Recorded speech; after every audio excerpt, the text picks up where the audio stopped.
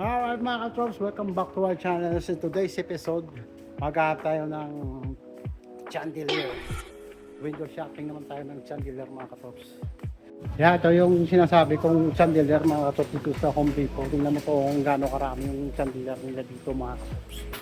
Yan o, dahil mga bibigyan. Mula sa mga pinakasimple at saka sa medyo, alam mo na, mga may dating at saka medyo mamahalin. Yan. At yun sinisusunod naghahanap ng chandelier. Okay. Since bago yung bahay, so window shopping tayo ng malalapit na chandelier. Right guys, which one you wanna? The diamond one. The diamond. That's so expensive I think. Ito pang kusina to eh. Pang kusina ba to? Itong mga style na to, alam mo pang kusina to eh. Ito itong lupit to. Tingnan mo itong chandelier na to. Ayan, parang hindi na pinag-isipan, di ba? Parang siyang tubo pero malupit yung pagkagawa. Chandelier pala yan. Ito naman yung mga, ano ba to? Yung mga pang lumang style na mga chandelier ito mga katrops. Ano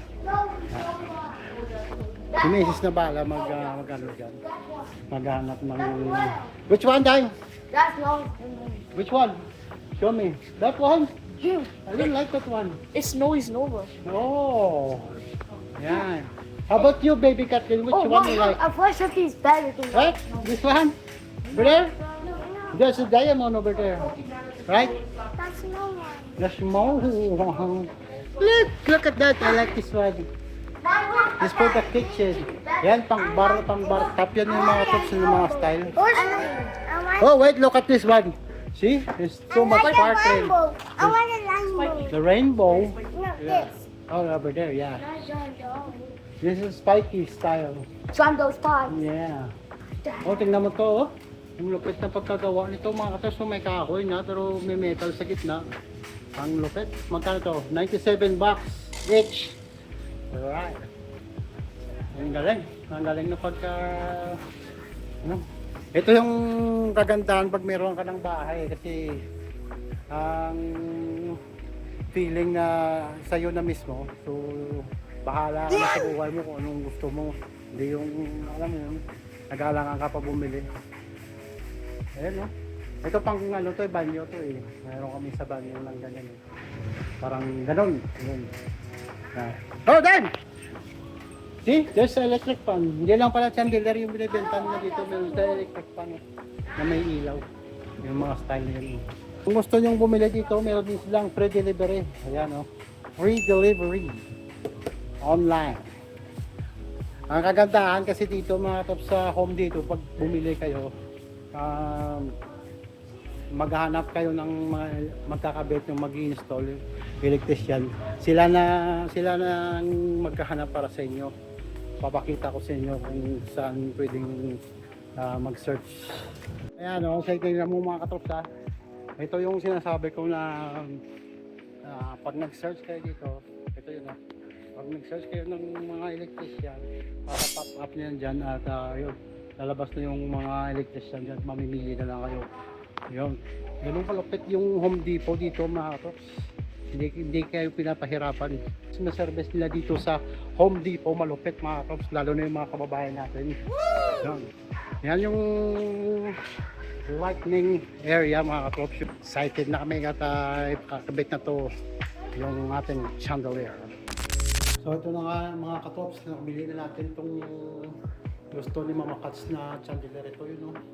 Yung sa may Home Depot. At yun, ikakabit na to ng tropa.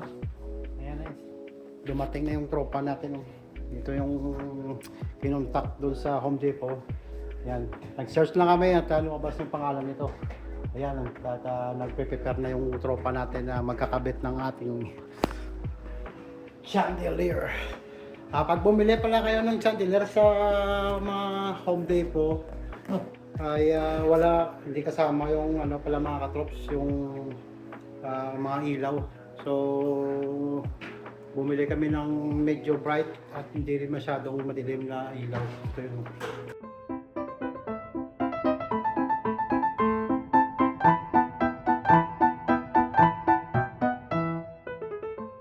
Yan. Maganda ba? Yeah. You like it, Kathleen? Yeah? Oh no. Yeah. So, yun. Kung gusto nyo magpakabit ng chandelier, kontakin nyo yung Swine Electrician at hanapin nyo si Steven. Kasi magaling at saka binigyan niya kami ng idea about dito sa aming pinaka-bright na ilaw. Tingnan mo gano'n ka-bright yan, no? Oh. See? Maghanap tayo ng solusyon dyan sa susunod na mga vlog. So anyway, hanggang dito na lang siguro yung munting vlog natin sa chandelier mula sa Home Depot, mga katrops. Stay tuned and rock and roll and see you to the next one.